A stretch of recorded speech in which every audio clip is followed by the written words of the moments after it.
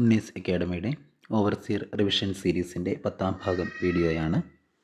ഈ വീഡിയോയിൽ engineering drawing എന്ന ഭാഗത്ത് നിന്നുള്ള ചോദ്യങ്ങളാണ് ഉൾപ്പെടുത്തിയിരിക്കുന്നത്. നമുക്ക് വീഡിയോയിലേക്ക് കടക്കാം.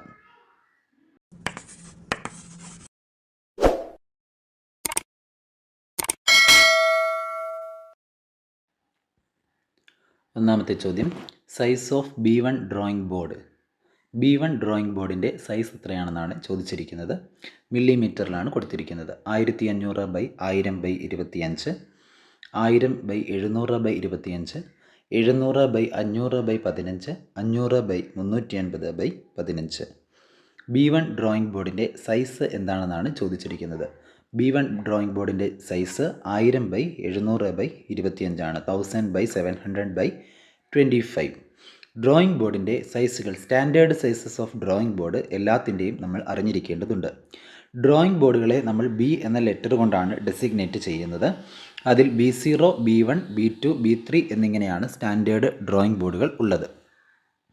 B0 ഡ്രോയിങ് ബോർഡിൻ്റെ സൈസ് 1500/1000/25 ആണ്. B1ൻ്റെത് 1000/700/25, B2 700/500/15, B3 500/350/15. അപ്പോൾ ഇത് പഠിക്കാൻ വേണ്ടിയിട്ട് നമ്മൾ പ്രധാനമായും ഒരു 4 നമ്പർ പഠിക്കുക. 1500, 1000, 700, 500, അതിനുശേഷം 350 എന്നിങ്ങനെയുള്ള നമ്പറുകൾ മാത്രം പഠിച്ചാൽ മതിയാവും. 1500/1000 തന്നെയാണ്. പിന്നീട് 1000-ൽ നിന്ന് 700-ലേക്ക്, 700-ൽ നിന്ന് 500-ലേക്ക്, 500, 350. അപ്പോൾ ഇത് ആ ഒരു ഓർഡറിൽ പഠിച്ചാൽ നമുക്ക് ഓരോന്നിൻ്റെയും സൈസ് പറയാൻ, ലെങ്ത്തും ബ്രെഡ്ത്തും പഠിക്കാനായിട്ട് പറ്റും. B0യുടെയും B1ൻ്റെയും തിക്നെസ് 25 mm, B2ൻ്റെയും B3യുടെയും തിക്നെസ് നമുക്ക് 15 mm ആണെന്ന് കാണാൻ കഴിയും. അപ്പോൾ നമ്മൾ പഠിക്കേണ്ട നമ്പേഴ്സ് 1500, 1000, 700, 500, 350. 1500, 1000, 700, 500, 350 എന്നിങ്ങനെയുള്ള നമ്പർ പഠിച്ചു കഴിഞ്ഞാൽ നമുക്ക് എളുപ്പത്തിൽ അത് പഠിക്കുവാനായിട്ട് പറ്റും. അപ്പോൾ ഈ ഡ്രോയിങ് ബോർഡിൻ്റെ, ഏത് ഡ്രോയിങ് ബോർഡിൻ്റെ വേണമെങ്കിലും സൈസ് നമുക്ക് ചോദിക്കാം. ഇനി ബോർഡ് B0 ആണെങ്കിൽ അവിടെ ഉപയോഗിക്കേണ്ട ഡ്രോയിങ് ഷീറ്റ് A0 ആയിരിക്കും. B1 ആണെങ്കിൽ A1 ആയിരിക്കും. B2 ആണെങ്കിൽ A2 ആയിരിക്കും. അങ്ങനെയാണ് അവിടെ ഡ്രോയിങ് ബോർഡിൽ നമ്മൾ ഡ്രോയിങ് ഷീറ്റ് ഉപയോഗിക്കുന്നത്. രണ്ടാമത്തെ ചോദ്യം, standard size of drawing sheet used for drawing purpose in class room. Class റൂമിൽ ഡ്രോയിങ് പർപ്പസിന് ഉപയോഗിക്കുന്ന ഡ്രോയിങ് ഷീറ്റിൻ്റെ സ്റ്റാൻഡേർഡ് സൈസ് എന്താണെന്നാണ് ചോദിച്ചിരിക്കുന്നത്. നമ്മൾ ക്ലാസ് റൂമിൽ ഉപയോഗിക്കുന്ന ഡ്രോയിങ് ഷീറ്റിൻ്റെ സ്റ്റാൻഡേർഡ് സൈസ്. ക്ലാസ് റൂം പർപ്പസിന് നമ്മൾ സ്റ്റാൻഡേർഡ് ആയിട്ടുള്ള സൈസ് ഉപയോഗിക്കുന്നത് A2 സൈസിലുള്ള ഡ്രോയിങ് ഷീറ്റാണ്. A2ൻ്റെ സൈസ് വരുന്നത് 420/594 ആണ്. അപ്പോൾ ഇങ്ങനെ ചോദിച്ചാൽ ക്ലാസ് റൂമിൽ നമ്മൾ ഉപയോഗിക്കുന്ന സൈസ് ഏതാണെന്നുള്ളത് അറിഞ്ഞിരിക്കണം. ആ ഡെസിഗ്നേഷനും അറിയണം, അതിൻ്റെ സൈസും അറിയേണ്ടതായിട്ടുണ്ട്. 420/594 ആണ് നമ്മൾ ക്ലാസ് റൂമിൽ ഉപയോഗിക്കുന്ന ഡ്രോയിങ് ഷീറ്റിൻ്റെ സൈസ്. A2 സൈസാണ് നമ്മൾ ഉപയോഗിക്കുന്നത്. The size of drawing sheet to be used depends on. നമ്മൾ ഉപയോഗിക്കുന്ന ഡ്രോയിങ് ഷീറ്റിൻ്റെ സൈസ്, ഏത് സൈസിലുള്ള ഡ്രോയിങ് ഷീറ്റ് ആയിരിക്കണം നമ്മൾ ഉപയോഗിക്കേണ്ടത് എന്നത് തീരുമാനിക്കുന്നത് എന്തിൻ്റെയൊക്കെ അടിസ്ഥാനത്തിലാണ്? Options: importance of drawing, size of object to be drawn, scale to be used, both B and C. നമ്മൾ ഏത് വലിപ്പത്തിലുള്ള അല്ലെങ്കിൽ ഏത് സൈസിലുള്ള ഡ്രോയിങ് ഷീറ്റാണ് തിരഞ്ഞെടുക്കേണ്ടത് എന്ന് തീരുമാനിക്കുന്നത് ഒബ്ജക്റ്റിൻ്റെ സൈസിനെയും നമ്മൾ വരയ്ക്കുന്ന സ്കെയിലിനെയും അടിസ്ഥാനമാക്കിയാണ്. ഒബ്ജക്റ്റിൻ്റെ സൈസിനെയും നമ്മൾ വരയ്ക്കാൻ തിരഞ്ഞെടുക്കുന്ന സ്കെയിലിനെയും അടിസ്ഥാനമാക്കിയാണ്, ഏത് സ്കെയിലിലേക്കാണ് അതിനെ ചെറുതാക്കി വരയ്ക്കുന്നത് അതിനെയും അടിസ്ഥാനമാക്കിയാണ് നമ്മൾ ഏത് ഡ്രോയിങ് ഷീറ്റ് ആയിരിക്കണം തിരഞ്ഞെടുക്കേണ്ടത് എന്ന് തീരുമാനിക്കുന്നത്. അപ്പോൾ Bയും Cയുമാണ് ഇവിടെ വരുന്നത്. While drawing the length of drawing sheet can B. വരയ്ക്കുമ്പോൾ ഡ്രോയിങ് ഷീറ്റിൻ്റെ ലെങ്ത് ഏത് ഡയറക്ഷനിൽ ആയിരിക്കണം എന്നാണ് ചോദിച്ചിരിക്കുന്നത്. While drawing the length of drawing sheet can B. Options: vertical, horizontal, horizontal or vertical, neither horizontal nor vertical. നമ്മൾ ഒരു ഡ്രോയിങ് വരയ്ക്കുമ്പോൾ ഡ്രോയിങ് ഷീറ്റിൻ്റെ ലെങ്ത് എന്ന് സാധാരണ നമ്മൾ ഉദ്ദേശിക്കുന്നത് ലോങ് ആയിട്ടുള്ള ആ ഭാഗമാണ് ലെങ്ത് ആയിട്ട് നമ്മൾ കൺസിഡർ ചെയ്യുന്നത്. വീതി കുറഞ്ഞ ഭാഗത്തെയാണ് നമ്മൾ ബ്രെഡ്ത്ത് എന്നും കൺസിഡർ ചെയ്യുന്നത്. അപ്പോൾ ലെങ്ത് ഏത് ഡയറക്ഷനിലായിരിക്കണം വെക്കേണ്ടത് എന്നാണ് ചോദിച്ചിരിക്കുന്നത്. ലെങ്ത് നമുക്ക് ഹൊറിസോണ്ടലായിട്ടോ വെർട്ടിക്കലായിട്ടോ വെക്കാം. ഒരു ഡ്രോയിങ് ഷീറ്റ് വരയ്ക്കുമ്പോൾ നമുക്ക് നീളമുള്ള ഭാഗം ഇങ്ങനെ ഹൊറിസോണ്ടലായിട്ടും വെക്കാം, വെർട്ടിക്കലായിട്ടും വെക്കാം. രണ്ട് രീതിയിലും ഡ്രോയിങ് ചെയ്യാം എന്നാണ് പറയുന്നത്. While drawing, length of drawing sheet can be horizontal or vertical. Length നമുക്ക് ഹൊറിസോണ്ടലായിട്ടും വെക്കാം, വെർട്ടിക്കലായിട്ടും വെക്കാവുന്നതാണ്. The width to length ratio of drawing sheet is. Drawing ഷീറ്റിൻ്റെ വിഡ്ത്തും ലെങ്ത്തും തമ്മിലുള്ള റേഷ്യോ എന്താണെന്നാണ് ചോദിച്ചിരിക്കുന്നത്. വിഡ്ത്ത് ടു ലെങ്ത് റേഷ്യോ ആണ്. ക്വസ്റ്റ്യനിൽ നമ്മൾ പ്രത്യേകം ശ്രദ്ധിക്കണം. ലെങ്ത് ടു വിഡ്ത്ത് ആണോ വിഡ്ത്ത് ടു ലെങ്ത് ആണോ ചോദിക്കുന്നത് നോക്കണം. ഇവിടെ വിഡ്ത്ത് ടു ലെങ്ത് ആണ് ചോദിച്ചിരിക്കുന്നത്. വിഡ്ത്ത് ടു ലെങ്ത് ആണെങ്കിൽ 1:√2 ആണ്. വിഡ്ത്ത് ടു ലെങ്ത് ആണെങ്കിൽ 1:√2. ഡ്രോയിങ് ഷീറ്റിൻ്റെ റേഷ്യോ, ലെങ്തിൻ്റെ റേഷ്യോ വിഡ്ത്ത് ടു ലെങ്ത് ആണെങ്കിൽ 1:√2 ആണ്. ലെങ്ത് ടു വിഡ്ത്ത് ആണ് ചോദിക്കുന്നതെങ്കിൽ തിരിച്ച് √2:1 വന്നേനെ. ആറാമത്തെ ചോദ്യം, area of A2 drawing sheet is. A2 drawing ഷീറ്റിൻ്റെ ഏരിയ എന്താണെന്നാണ് ചോദിച്ചിരിക്കുന്നത്. A2 ഡ്രോയിങ് ഷീറ്റിൻ്റെ ഏരിയ നമുക്കറിയാം. A0 ഡ്രോയിങ് ഷീറ്റിൻ്റെത് 1 മീറ്റർ സ്ക്വയർ ആണ്. 1 സ്ക്വയർ മീറ്റർ ആണ് A0യുടേത്.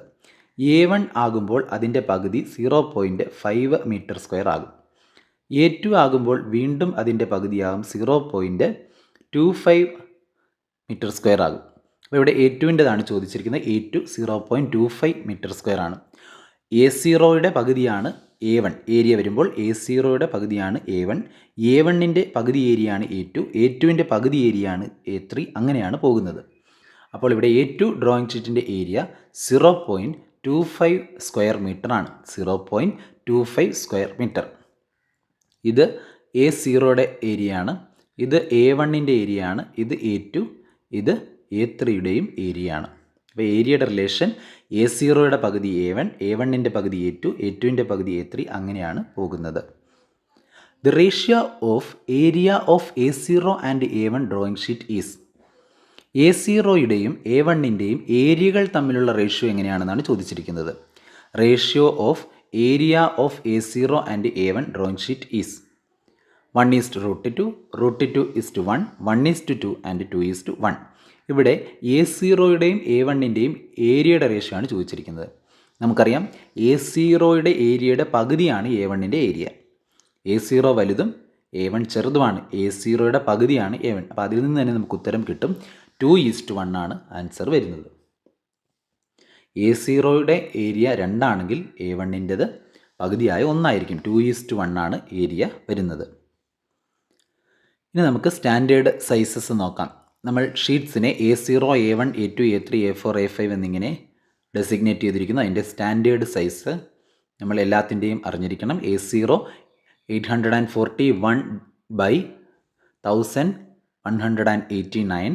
നമുക്ക് സാധാരണയായിട്ട് ട്രിംഡ് സൈസാണ് കൂടുതലും ചോദിച്ച് കാണുന്നത്. ട്രിംഡ് സൈസിനോട് ഏകദേശം അടുത്താണ് അൺട്രിംഡ് സൈസ് വരുന്നത്. റൗണ്ട് ഓഫ് ചെയ്തിട്ടുള്ളൊരു വാല്യൂ ആയിരിക്കും ഏകദേശം. അപ്പോൾ ട്രിംഡ് സൈസ് ഏറ്റവും പ്രാധാന്യത്തോടുകൂടി പഠിക്കുക. ഏറ്റവും കൂടുതൽ നമുക്ക് IT ലെവൽ പരീക്ഷകൾക്ക് ചോദിച്ചിരിക്കുന്ന സൈസ് A2ൻ്റെതാണ്. A2 ആണ് നമ്മൾ ക്ലാസ് റൂമുകളിൽ ഡ്രോയിങ്ങിന് ഉപയോഗിക്കുന്നത്. 420/594. അത് കഴിഞ്ഞിട്ട് A4ഉം കൂടുതലായി ചോദിച്ച് കണ്ടിട്ടുണ്ട്. 210/297. അപ്പോൾ എല്ലാ സൈസും ഇമ്പോർട്ടൻ്റ് ആണ്. ഏത് വേണമെങ്കിലും ചോദിക്കാവുന്നത് ആണ്. Working edge of T² is. T² working edge ഏത് ഭാഗത്താണ് കാണുന്നത് എന്നാണ് നമ്മളോട് ചോദിച്ചിരിക്കുന്നത്. Working edge of T² is on. നമുക്ക് T² പ്രധാനമായി 2 ഭാഗങ്ങളുണ്ട്. അതിലേത് ഭാഗത്താണ് T² വർക്കിംഗ് എഡ്ജ് നമുക്ക് കാണുവാൻ കഴിയുന്നത്? Options: strips, head, blade, stock. T² working edge കാണുന്നത് അതിൻ്റെ ബ്ലേഡ് എന്ന ഭാഗത്താണ്. T² ബ്ലേഡിലാണ് വർക്കിംഗ് എഡ്ജ് കൊടുത്തിരിക്കുന്നത്. T² ബ്ലേഡിലാണ് വർക്കിംഗ് എഡ്ജ് കൊടുത്തിരിക്കുന്നത്. ഒരു T² ഭാഗമാണ് കാണിച്ചിരിക്കുന്നത്. T² കുറിച്ച് നമുക്ക് എന്തൊക്കെ അറിയാം എന്ന് നമുക്ക് നോക്കാം. T² പ്രധാനമായും 2 ഭാഗങ്ങളാണുള്ളത്. ഒന്ന് സ്റ്റോക്ക് അല്ലെങ്കിൽ ഹെഡ്, മറ്റൊന്ന് ബ്ലേഡ്. ഈ ബ്ലേഡിൻ്റെ നീളത്തെ അടിസ്ഥാനമാക്കിയാണ് നമ്മൾ T² ഡെസിഗ്നേറ്റ് ചെയ്യുന്നത്. ബ്ലേഡിലാണ് വർക്കിംഗ് എഡ്ജ് കൊടുത്തിരിക്കുന്നത്. ഈ വർക്കിംഗ് എഡ്ജിലാണ് നമ്മൾ ഡ്രോയിങ്ങുകൾ ചെയ്യുന്നത്. ബ്ലേഡിലാണ് വർക്കിംഗ് എഡ്ജ് കൊടുത്തിരിക്കുന്നത്. അതാണ് അടുത്ത ചോദ്യം. ബ്ലേഡിലാണ് വർക്കിംഗ് എഡ്ജ് കൊടുത്തിരിക്കുന്നത്. 2 ഭാഗങ്ങളുണ്ട്, സ്റ്റോക്കും അതുപോലെ തന്നെ ബ്ലേഡും എന്നിങ്ങനെ 2 ഭാഗങ്ങളുണ്ട്. ഈ സ്റ്റോക്കും ബ്ലേഡും തമ്മിലുള്ള ആംഗിൾ 90 ഡിഗ്രിയാണ്. സ്റ്റോക്കും ബ്ലേഡും അല്ലെങ്കിൽ ഹെഡും ബ്ലേഡും തമ്മിലുള്ള ആംഗിൾ 90 ഡിഗ്രിയാണ് വരുന്നത്. 90 ഡിഗ്രിയാണ് വരുന്നത്. അപ്പോൾ ഇതൊക്കെയാണ് ടി സ്ക്വയറിനെ കുറിച്ചുള്ള പ്രധാനപ്പെട്ട പോയിന്റുകൾ. ഇനി T square is used to draw. T square നമ്മൾ ഏത് തരത്തിലുള്ള ഡ്രോയിങ്ങുകൾ ചെയ്യാനാണ് ടി സ്ക്വയർ ഉപയോഗിക്കുന്നത്, അല്ലെങ്കിൽ ടി സ്ക്വയറിൻ്റെ പ്രധാനമായ ഉപയോഗം എന്താണ്? T square is used to draw horizontal lines only, vertical lines only, horizontal and vertical lines, horizontal, vertical and inclined lines. T square ഉപയോഗപ്പെടുത്തി നമുക്ക് പ്രധാനമായും ഹൊറിസോണ്ടൽ ലൈൻസ് മാത്രമാണ് വരയ്ക്കുവാൻ കഴിയുന്നത്. ടി സ്ക്വയർ മാത്രം ഉപയോഗിച്ചുകൊണ്ട് നമുക്ക് ഹൊറിസോണ്ടൽ ലൈൻസ് മാത്രമേ വരയ്ക്കുവാൻ കഴിയൂ. ഇനി ടി സ്ക്വയർ ഉപയോഗിച്ചുകൊണ്ട് നമുക്ക് വെർട്ടിക്കൽ ലൈനുകളോ ഇൻക്ലൈൻഡ് ലൈനുകളോ വരയ്ക്കണമെങ്കിൽ ടി സ്ക്വയറിനോടൊപ്പം തന്നെ നമ്മൾ സെറ്റ് സ്ക്വയറുകൾ ഉപയോഗിക്കണം. ടി സ്ക്വയറിനോടൊപ്പം സെറ്റ് സ്ക്വയറുകൾ ചേർത്ത് ഉപയോഗിക്കുമ്പോഴാണ് നമുക്ക് വെർട്ടിക്കലും ഇൻക്ലൈൻഡ് ലൈൻസും വരയ്ക്കുവാനായിട്ട് പറ്റുന്നത്. ടി സ്ക്വയർ ഒറ്റയ്ക്ക് ഉപയോഗിച്ചുകൊണ്ട് നമുക്ക് ഹൊറിസോണ്ടൽ ലൈൻസ് മാത്രമാണ് വരയ്ക്കുവാൻ കഴിയുന്നത്. T square along with set squares it is able to draw. അപ്പോൾ മുൻപത്തെ ചോദ്യത്തിൽ ടി സ്ക്വയർ മാത്രം ഉപയോഗിച്ചുകൊണ്ട്, എന്നാൽ ടി സ്ക്വയർ സെറ്റ് സ്ക്വയറുമായിട്ട് ഉപയോഗിക്കുകയാണെങ്കിൽ നമുക്ക് അറിയാം ഏതൊക്കെ ലൈൻസ് വരയ്ക്കാൻ പറ്റും. ഹൊറിസോണ്ടൽ, വെർട്ടിക്കൽ, ഇൻക്ലൈൻഡ് ലൈൻസ് നമുക്ക് വരയ്ക്കുവാനായിട്ട് പറ്റും. According to BIS, engineering scales are available in. Bureau of Indian Standards അനുസരിച്ച് നമുക്ക് എത്ര സെറ്റ് ഓഫ് സ്കെയിൽസ് അവൈലബിൾ ആണെന്നാണ് ചോദിച്ചിരിക്കുന്നത്. നമുക്ക് 8 സെറ്റ് സ്കെയിലാണ് ഉള്ളത്.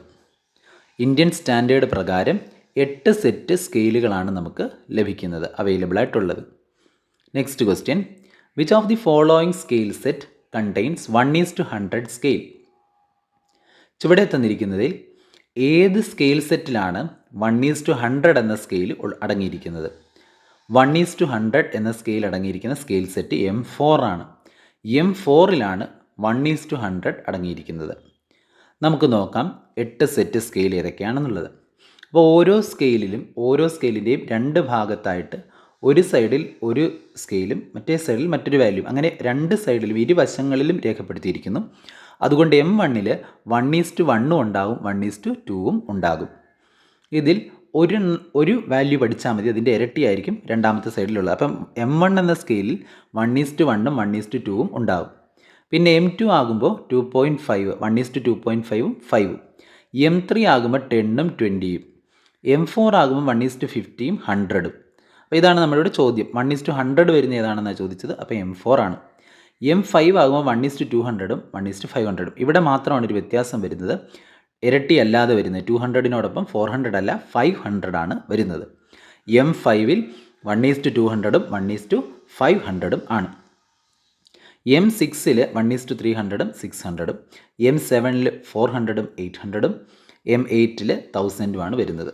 അപ്പോൾ നമ്മൾ പഠിക്കേണ്ട വാല്യൂസ് 1 2, 1ൻ്റെ ഇരട്ടിയാണ് 2, അത് M1, 2.5 5, 10 20, 50 100, 200 400 അല്ല, പകരം 500 ആണ് വരുന്നത്. 300 600, 400 800, 1000 2000. ആ രീതിയിലാണ് നമുക്ക് സ്കെയിൽ സെറ്റ് വരുന്നത്.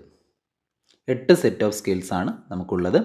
വളരെ ഇമ്പോർട്ടൻ്റ് ആണ്, ഏത് വേണമെങ്കിലും ചോദിക്കാം. 1:100 M4ലാണ് ഉൾപ്പെട്ടിരിക്കുന്നത്. In grades of pencil H and B denotes the degree of.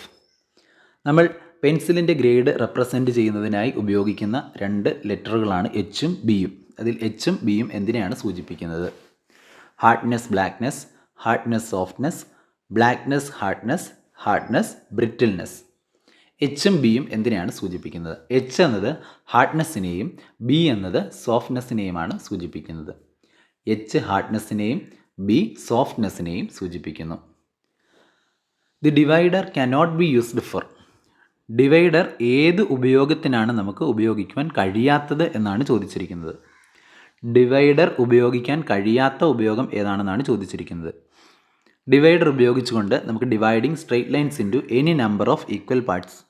ഒരു സ്ട്രെയിറ്റ് ലൈനിനെ തുല്യമായ ഭാഗങ്ങളാക്കുന്നതിന് വേണ്ടി നമുക്ക് ഡിവൈഡർ ഉപയോഗിക്കുവാൻ കഴിയും. അപ്പോൾ ഒന്നാമത്തേത് ഡിവൈഡറിൻ്റെ ഒരു ഉപയോഗം ആണ്. Transferring dimensions from one part of the drawing to another part. അതിനും നമുക്ക് ഡിവൈഡർ ഉപയോഗിക്കുവാൻ കഴിയും. ഡ്രോയിങ്ങിൻ്റെ ഒരു ഭാഗത്ത് നിന്നും ഒരളവിന് മറ്റൊരു ഭാഗത്തേക്ക് മാറ്റണമെങ്കിൽ നമുക്ക് ഡിവൈഡർ ഉപയോഗിക്കാം. മൂന്നാമത്തേത് setting dimensions from scale to the drawing. സ്കെയിലിൽ നിന്ന് ഒരു ഡയമെൻഷൻ ഡ്രോയിങ്ങിലേക്ക് പകർത്തണമെങ്കിലും നമുക്ക് ഡിവൈഡർ ഉപയോഗിക്കാം.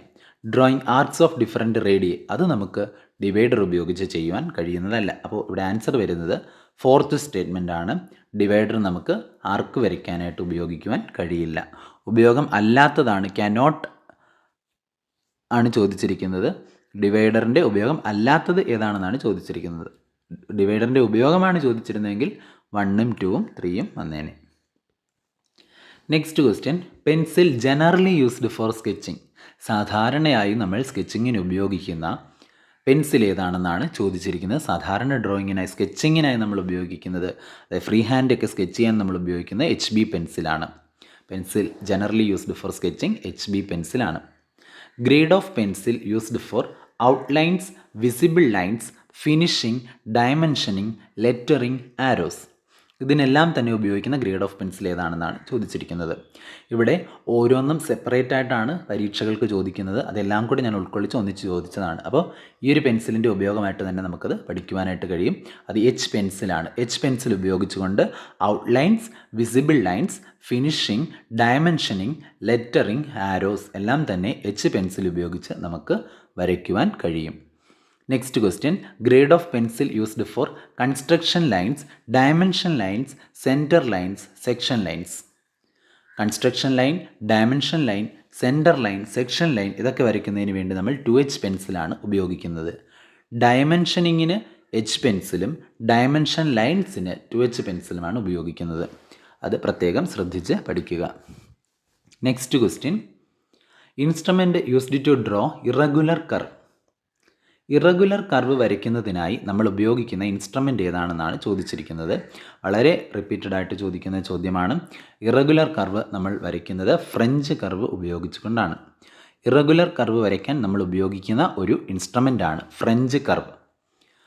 Next question, instrument used to draw smooth curves through given points.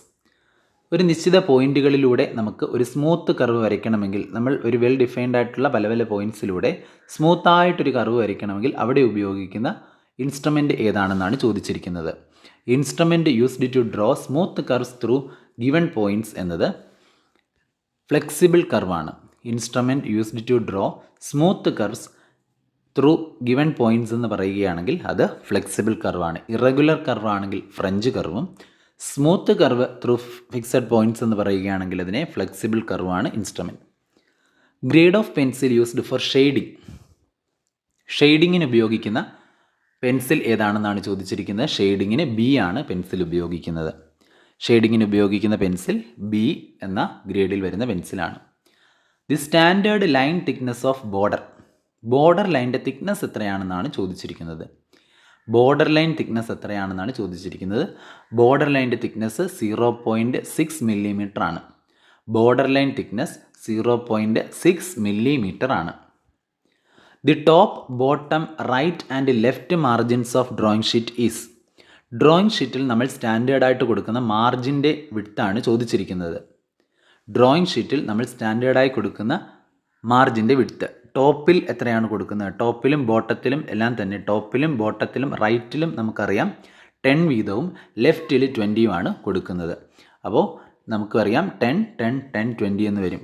Top 10, bottom 10, right 10, left 20 എന്നിങ്ങനെയായിരിക്കും ആ ഒരു ഓർഡർ വരുന്നത്. Next question, position of title block in drawing sheet is. Drawing ഷീറ്റിൻ്റെ ഏത് ഭാഗത്താണ് നമ്മൾ ടൈറ്റിൽ ബ്ലോക്ക് കൊടുക്കുന്നത്? ഇതും വളരെ റിപ്പീറ്റഡ് ആയിട്ടുള്ള ക്വസ്റ്റ്യൻ ആണ്. ടൈറ്റിൽ ബ്ലോക്ക് നമ്മൾ കൊടുക്കുന്നത് റൈറ്റ് ഹാൻഡ് ബോട്ടം സൈഡിലാണ്. ടൈറ്റിൽ ബ്ലോക്ക് കൊടുക്കുന്നത് റൈറ്റ് ഹാൻഡ് ബോട്ടം സൈഡിലാണ്. The standard size of title block is. Title ബ്ലോക്കിൻ്റെ സ്റ്റാൻഡേർഡ് സൈസ് എത്രയാണ്? നിമിയുടെ ടെക്സ്റ്റ് ബുക്കിൽ പ്രത്യേകമായിട്ട് ടൈറ്റിൽ ബ്ലോക്കിൻ്റെ സൈസ് പറയുന്നു. 185/65 മില്ലിമീറ്റർ ആണ്. The standard size of title block is 185/65 millimetre എന്നുള്ളതാണ്. Letters and numerals are designated by. ഇതും വളരെ റിപ്പീറ്റഡ് ആയിട്ട് ചോദിക്കുന്ന ക്വസ്റ്റ്യൻ ആണ്. ലെറ്റേഴ്സിനെയും ന്യൂമറൽസിനെയും നമ്മൾ എങ്ങനെയാണ് ഡെസിഗ്നേറ്റ് ചെയ്യുന്നത്? അവയുടെ ഹൈറ്റ് വെച്ചിട്ടാണ് ഡെസിഗ്നേറ്റ് ചെയ്യുന്നത്. Letters and numerals are designated by their height. Letters and numerals are designated by their height ആണ്. Size or height in mm for sub title and heading. Sub ടൈറ്റിലും ഹെഡിങ്ങും കൊടുക്കുന്നതിന് വേണ്ടി നമ്മൾ ഉപയോഗിക്കുന്ന സൈസ് ഏതൊക്കെയാണ് മില്ലിമീറ്ററിൽ എന്നാണ് ചോദിച്ചിരിക്കുന്നത്. സബ് ടൈറ്റിലും ഹെഡിങ്ങിനും നമ്മൾ കൊടുക്കുന്ന സൈസുകൾ 3, 4, 5, 6 മില്ലിമീറ്റർ ആണ്. 3, 4, 5, 6 മില്ലിമീറ്റർ സൈസുകളിലാണ് സബ് ടൈറ്റിലും ഹെഡിങ്ങും ഒക്കെ തന്നെ നമ്മൾ ഡ്രോയിങ്ങിൽ കൊടുക്കുന്നത്. The standard height of most of the lettering is. ലെറ്ററിങ്ങിൽ ജനറലായി നമ്മൾ സ്റ്റാൻഡേർഡായിട്ട് കൊടുക്കുന്ന ഒരു ഹൈറ്റ്, ഏകദേശം ഹൈറ്റ് എത്രയാണെന്നാണ് ചോദിക്കുന്നത്. Standard height of most of the lettering is 3 mm. Most of the ലെറ്ററിങ്ങിൻ്റെയും സ്റ്റാൻഡേർഡായിട്ട് ഹൈറ്റ് നമ്മൾ കൊടുക്കുന്നത് 3 mm ആയിരിക്കും. The width to length ratio of arrow head used in drawing. നമ്മൾ ഡയമെൻഷനൊക്കെ ചെയ്യുന്നതിന് വേണ്ടി കൊടുക്കുന്ന ആരോ ഹെഡിൻ്റെ width to length ratio, width to length ratio എത്രയാണെന്നാണ് ചോദിച്ചിരിക്കുന്നത്. അത് 1:3 ആണ്. ലെങ്ത് ടു വിഡ്ത്ത് ആണെങ്കിൽ അത് 3:1 ആയേനെ. Width to length ratio of arrow head 1:3 ആണ്. Line referring to a feature like dimension, object and outline. ഒരു വസ്തുവിൻ്റെ പ്രത്യേക ഒരു ഫീച്ചർ കാണിക്കുന്നതിന് വേണ്ടി നമ്മളൊരു ലൈൻ വരച്ച് അത് എഴുതാറുണ്ട്. Line referring to a feature like dimension, object and outline. ഒരു ഒബ്ജക്റ്റിൻ്റെയോ അല്ലെങ്കിൽ ഒരു ഡയമെൻഷൻ അല്ലെങ്കിൽ ഒരു ഔട്ട്ലൈൻ കൊടുത്തിരിക്കുന്ന ഒരു സംഭവത്തിൻ്റെ ഫീച്ചർ എന്താണ് പ്രത്യേകത എന്ന് എഴുതി കാണിക്കാൻ വേണ്ടി നമ്മൾ കൊടുക്കുന്ന ലൈനിനെ വിളിക്കുന്ന പേരാണ് ലീഡർ ലൈൻ. ലൈനിൻ്റെ പേര് ലീഡർ ലൈൻ എന്നുള്ളതാണ്. The dimensions that can be read from bottom or right hand edge of the drawing sheet. നമുക്കൊരു ഡയമെൻഷൻ ബോട്ടത്തിൽ നിന്നും അതുപോലെ തന്നെ റൈറ്റ് ഹാൻഡ് എഡ്ജിൽ നിന്നും വായിക്കുവാൻ കഴിയുമെങ്കിൽ അത് ഏത് സിസ്റ്റത്തിലാണ് റെപ്രസെൻ്റ് ചെയ്തിരിക്കുന്നതെന്നാണ്. ബോട്ടത്തിൽ നിന്നും റൈറ്റ് ഹാൻഡ് എഡ്ജിൽ നിന്നും വായിക്കാവുന്ന രീതിയിലാണ് ഡയമെൻഷൻ എഴുതിയിരിക്കുന്നതെങ്കിൽ അത് അലൈൻഡ് സിസ്റ്റമാണ്.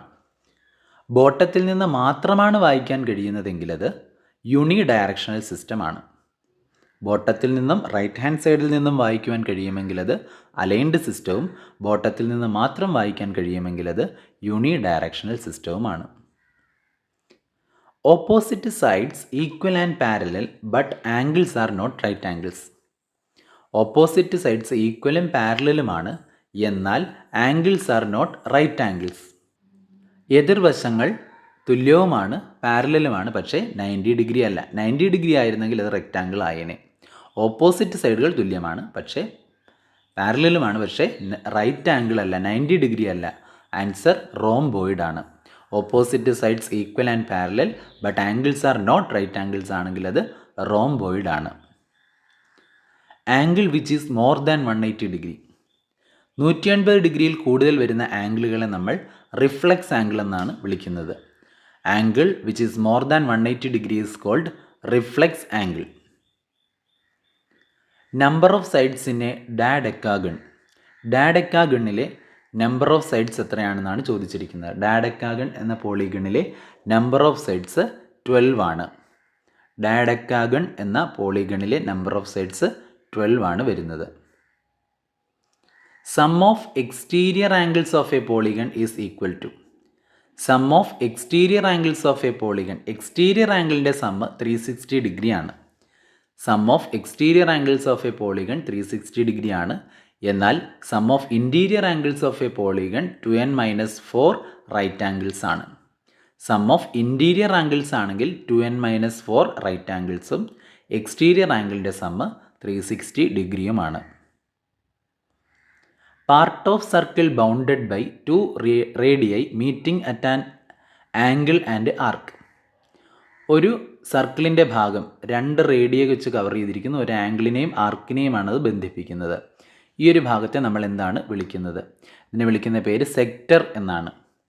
പേര് സെക്ടർ എന്നാണ്. എന്നാൽ ഒരാർക്കും കോഡും വരുന്ന ഭാഗമാണെങ്കിൽ അതിനെ നമ്മൾ സെഗ്മെൻ്റ് എന്നാണ് പറയുന്നത്. ഇവിടെ ആർക്ക് 2 റേഡിയ ബൗണ്ട് ചെയ്ത് വരുവാണെങ്കിൽ അതിനെ സെക്ടർ എന്നാണ് പറയുന്നത്. Which of the following is a reduced scale. തന്നിരിക്കുന്നതിൽ റെഡ്യൂസ്ഡ് സ്കെയിൽ ഏതാണെന്നാണ് ചോദിച്ചിരിക്കുന്നത്. തന്നിരിക്കുന്നതിൽ 1:10 ആണ് reduced scale. Length of scale is given by. Length of സ്കെയിലിൻ്റെ ഇക്വേഷൻ എന്താണെന്നാണ് ചോദിച്ചിരിക്കുന്നത്. Length of scale is equal to RF into maximum length to be measured. Length of scale is equal to RF into RF representative fraction ആണ്. RF എന്ന് പറയുന്ന RF into maximum length to be measured. RF എന്ന് പറയുന്ന RF is a ratio ആണ്. It is the length of object in drawing divided by actual length of the object. Next, scale used to represent 2 units. 2 യൂണിറ്റിനെ represent ചെയ്യുന്ന scale plain സ്കെയിലാണ്. 3 unit ആണെങ്കിൽ diagonal സ്കെയിലാണ്. Engineering ഡ്രോയിങ്ങിലെ പ്രധാനപ്പെട്ട ചോദ്യങ്ങളാണ് ഈ ഒരു വീഡിയോയിൽ ഉൾപ്പെടുത്തിയിരിക്കുന്നത്. വീണ്ടും കൂടുതൽ ചോദ്യങ്ങളുമായി അടുത്ത വീഡിയോയിൽ കാണാം.